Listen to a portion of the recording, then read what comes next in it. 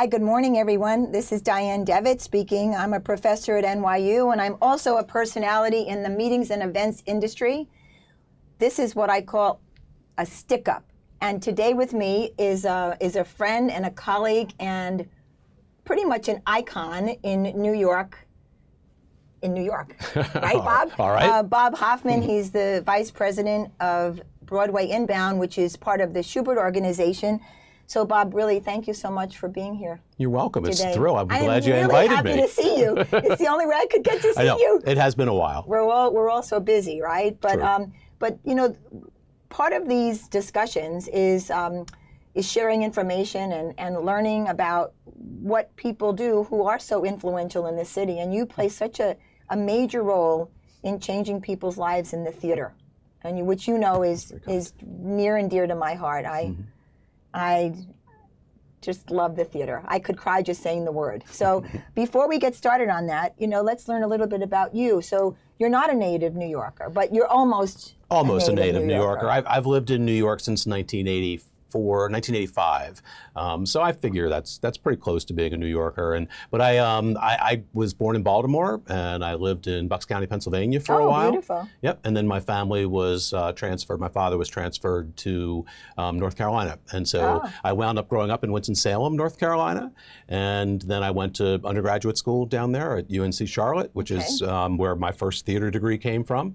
And then I wound up coming to New York. I went to Carnegie Mellon University, and then came to New York. I went to Seattle for a year, and then came to New York. You've been all over. So I have Carnegie Mellon was also theater focused? Yeah, I got my master's degree from Carnegie Mellon University. Which area in theater did you focus on? Was it acting, directing?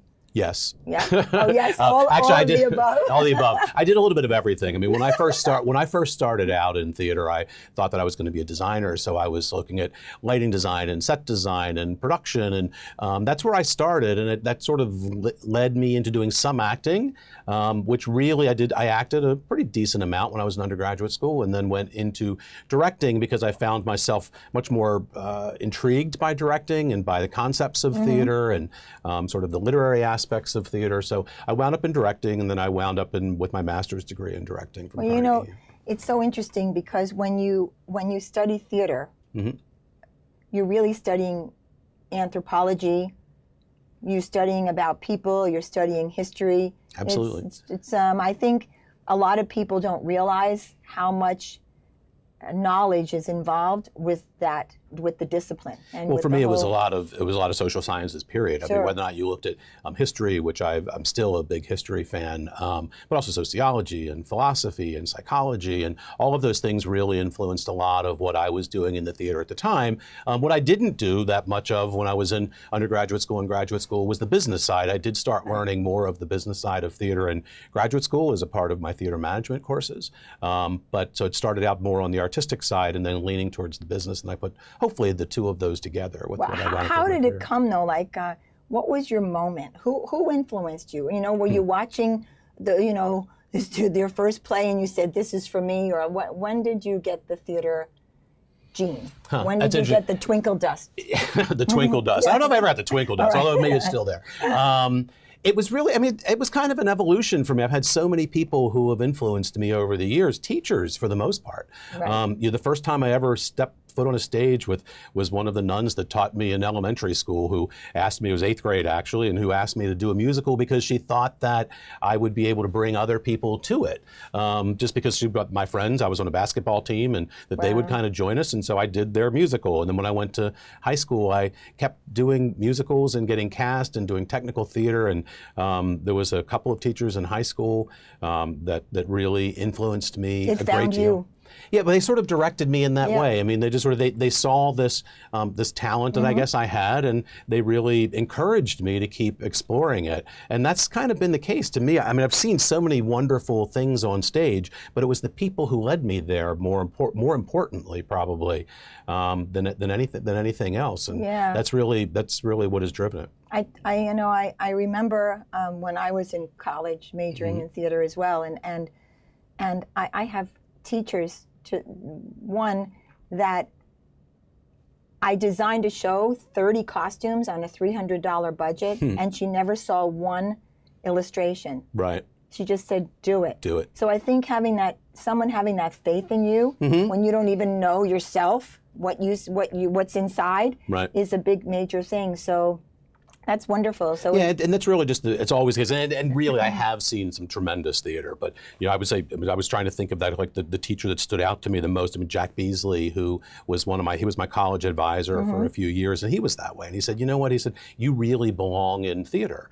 And to go into Carnegie Mellon, I had a teacher who I had worked with. I'd been in some of her shows and had worked with her a little bit. Her name was Connie, and Connie was it really helped me get into grad school. And she said, I feel like you belong in the theater world, and I'm not going to stop until you get in. And she was an alumni of Carnegie Mellon University and wound up helping me to get in there. And so it's just these teachers and these people in my life. Teachers, we all need those people in our lives, like I said, who see in us what we sometimes don't see in ourselves. Right. And I think it's such a special gift for someone to share that with you. I find, even as a professor, I look at certain students and I just see things in them, and I think it's just so inspiring to be able to do that. So I'm glad that it found you. Absolutely. All right, and you certainly in your career have taken that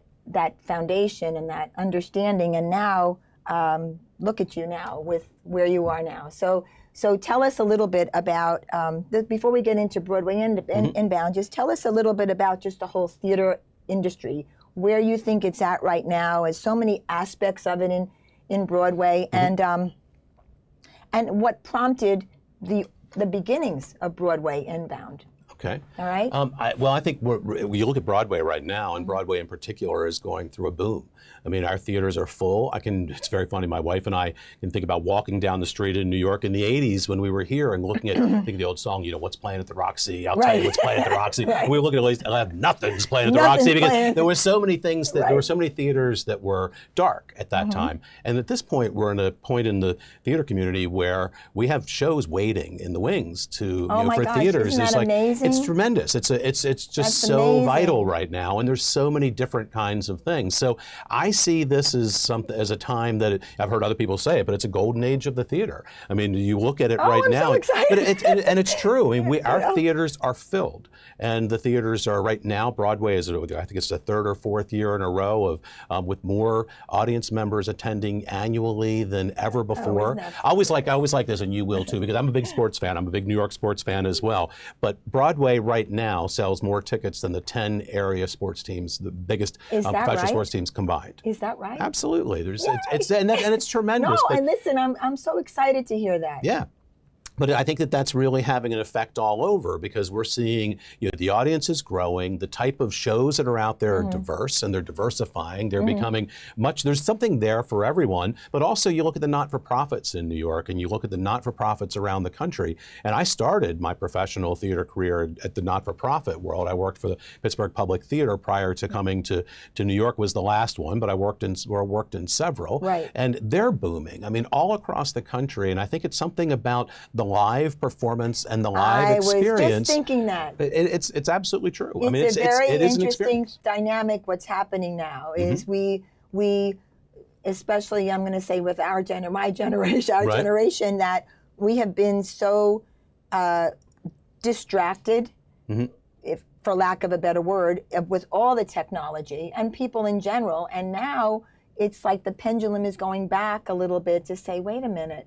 When I sit in a theater, I'm seeing live performance, a real person, FaceTime, put your device away and focus. What a gift. It's a different type of a connection. Right? I mean, interestingly, I love technology, and I'm on socially networked. I'm doing a lot of things on social, and I follow it a lot. But there's a different connection. I have to say, sometimes with some of the people that I work with, it's like, they write them, they text them, they email everyone. I say, pick up the phone and call. Because sometimes, I know, but sometimes there is because going back, I don't know, but there is something different about a live connection. Sitting here with you, or sitting in the theater. It's different than when we're talking on the phone. And it's different than when you're going to a movie or you're consuming media online. Yep. So it's a unique experience that moves you in a way that you just cannot experience in any other way. So it's going to stay that way. I believe that too. So Well, I just want to thank you. We're going to go into take a little break and go into our next clip. But I just want to thank you for sharing that, because I think just bringing out that is the most important gift we can give ourselves in the theater world, is that live moment to share those extraordinary experiences. So we'll talk about that more soon. But thank you very much. Terrific. Thanks, Bob. You're We welcome. Appreciate it. Nice to learn about you. I didn't know Carnegie Mellon now. Carnegie Mellon. I'm very There you go. impressed. All right, thank you. Thank you. Thanks.